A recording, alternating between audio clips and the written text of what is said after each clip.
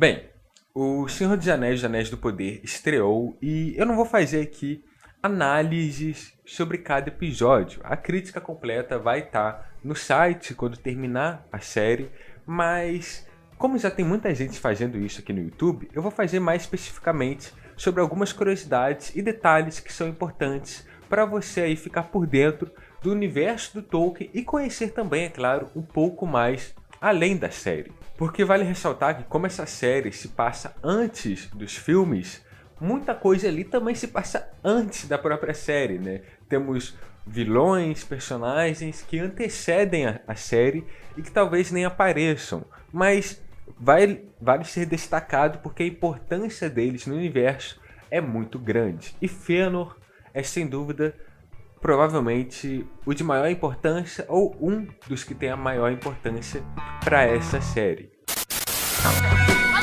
Whatever happens, happens. I can do this all day. Yeah, I know. I'm vengeance.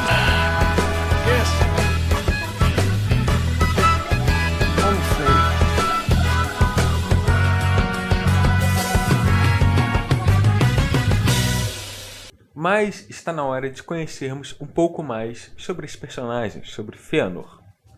Fëanor nasceu em Valinor. Ele é um elfo, né, que os seus pais eram Finwë e Miriel.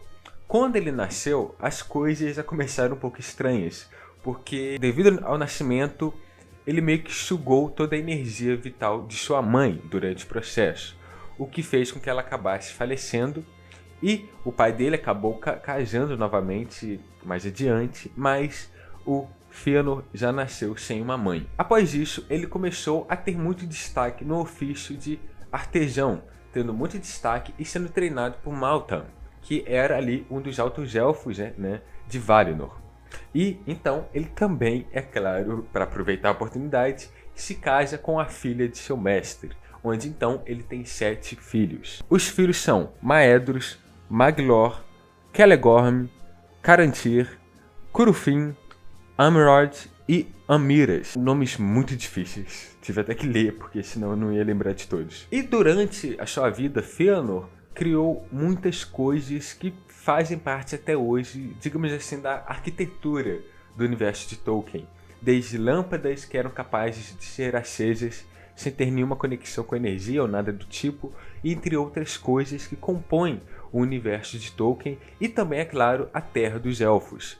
Mas o seu maior destaque e também o que seria a sua perdição era as Silmarils. As Silmarils são 3 joias que possuem a luz das 2 árvores sagradas do reino de Valinor, que são Laurerin e Telperion. E nesse meio tempo que o Fëanor criou as Silmarils, que são, sem sombra de dúvidas, provavelmente os itens, né, mais poderosos do universo de Senhor dos Anéis, nesse meio tempo, Melkor, que é considerado basicamente a essência do mal no universo de Senhor dos Anéis, estava preso.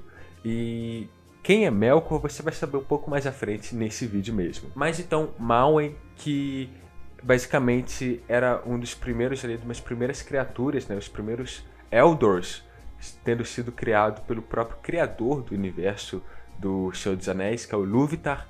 Ele perdoa Melkor acreditando que ele estaria, digamos assim, não curado, mas redimido. Então Manwë solta ele, mas nesse meio tempo Melkor aproveita para começar a influenciar Fëanor contra o seu irmão Fingolfin, que Fingolfin era o seu meio-irmão, digamos assim, que fazia parte do casamento que o seu pai teve após a morte de sua mãe. Então Melkor começa a influenciar Fëanor para que ele sinta que o Fingolfin estava querendo assumir o trono, digamos assim, a sucessão dele, porque ele seria ali o herdeiro dos Noldors e o herdeiro direto de seu pai, que assumiria ali o posto de liderança. E acaba acontecendo um conflito entre eles, fazendo ali meio que uma separação entre as famílias. E com o tempo, Fëanor começou a cada vez mais sentir uma vontade de ir contra os Valas, que eram as criaturas ali celestiais que viviam em Valinor. Então, ele junta a sua família e monta uma fortaleza ao norte de Valinor e se separa, digamos assim, da parte principal ali da região começando a construir a sua própria fortaleza, o seu próprio reino, digamos assim. Mas, nesse meio tempo, Melkor aproveita e mata Maui, que tinha libertado ele, basicamente.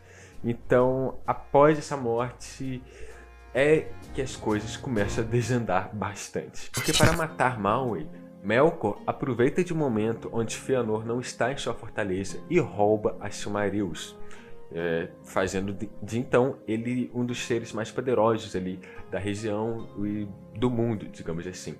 E após matar Maui, ele acaba se encontrando com Fëanor, digamos assim, e não se encontrando, mas entrando em conflito direto, onde Fëanor amaldiçoa ele para o resto da eternidade, chamando ele a partir de então de Morgoth, que é um nome que é inclusive citado no primeiro episódio de Anéis do Poder. E com isso, Fëanor encontra agora numa sede insaciável de vingança. Então ele junta os Noldors, que inclusive é uma cena que aparece também no primeiro episódio, e faz o juramento de não importa o que, ir atrás de Morgoth e pegar de volta as Silmarils. Entretanto, esse juramento vai além de ser só palavras, é algo que acaba ficando, não na pele, mas ficando intrínseco naquelas pessoas, como se fosse uma própria maldição. E o juramento dele, entretanto, também não é algo bom, digamos assim, só sobre vingança, não.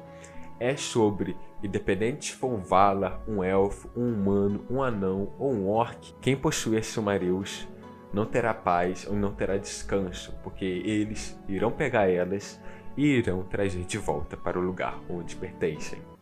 Seja ele amigo ou inimigo, seja ele sujo ou limpo, cria de Morgoth ou brilhante Vala, Eldar ou Mala ou sucessor, homem ainda não nascido sobre a Terra-média, nem lei, nem amor, nem liga de espadas, terror nem perigo, nem o próprio destino há de defendê-lo de Fëanor e da raça de Fëanor. Se esconder ou entejourar, ou não mão tomar, se assar guardar ou se longe jogar, uma Silmaril, assim juramos nós todos. Morte havemos de trazer a ele antes do fim do dia, opróprio até o fim do mundo. Nossa palavra ouve tu, Ero, Pai de todos. A eterna escuridão condena-nos se nosso feito falhar. Na montanha sagrada ouvi em testemunho, e nosso voto lembrai, Maui e Vardar. Então algumas coisas acontecem, mas nesse meio tempo o Fëanor agora busca partir para as Terras Mortais, junto com a sua família, seu exército e tudo mais. E devido a isso, é claro, acaba rolando alguns conflitos internos, é claro, dentro mesmo de Valinor, onde acaba rolando um dos eventos assim mais, como posso dizer, mais cruéis e mais marcantes do universo de Senhor dos Anéis, do universo de Silmarillion. Porque nesse momento acaba acontecendo o Fratricídio de Alqualondë, que é basicamente um evento onde os elfos, não somente elfos, mas habitantes de Valinor lutaram entre si e basicamente milhares de pessoas morreram nesse momento. Dizem que até uma das entidades do universo de Senhor dos Anéis chorou ao ponto de tentar ao máximo impedir que eles atravessassem o mar para as Terras Mortais. Mas acabou que eles conseguiram atravessar, mas não antes de deixar uma marca em Valinor e também uma marca neste universo para sempre. E quando o Fëanor deixa Valinor, Fingonfin se mantém lá, meio que se tornando o líder deles. E, bem, a história de Fingonfin é uma outra história, mas que tem uma importância tão grande quanto a de Fëanor. E muitas coisas acontecem nesse meio tempo, Como é dito também na série, se passaram centenas de anos onde os elfos, humanos, entre outros, se enfrentaram Morgoth. E Fëanor, no final das contas, nunca cumpriu de fato a sua missão, a sua vingança. O conflito durou durante muito tempo, até o momento onde Fëanor teve uma sede de sangue deliberada com tantos familiares e pessoas que ele perdeu e parte direto para a fortaleza de Morgoth para enfrentar ele cara a cara.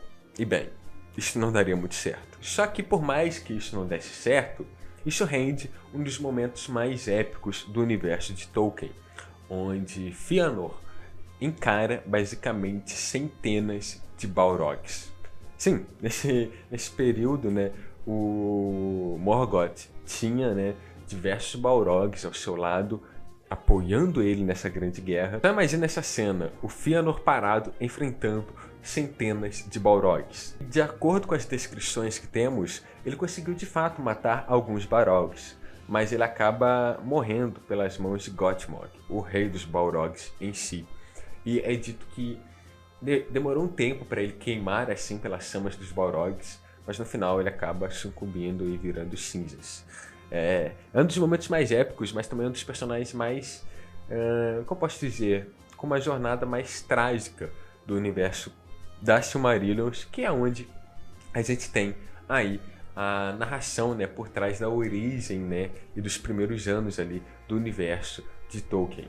E provavelmente não veremos muito do Fëanor na série. E eu vou falar aqui o porquê. Porque independente pelo fato dele ter uma grande importância, dele ser o grande oponente contra Morgoth, a Amazon só tem direitos sobre os apêndices que estão em Senhor dos Anéis, que descrevem ali o período antes da Terceira Era, onde a gente encontra e acompanha a jornada de Frodo.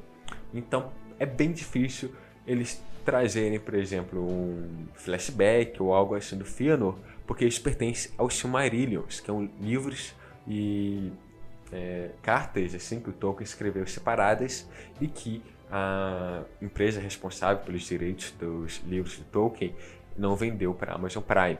Mas ainda assim veremos muitas referências e detalhes sobre o Fëanor e sobre também o legado que ele deixa para a marca desse universo, para a marca ali da Segunda Era, onde temos ali o Sauron surgindo aos poucos.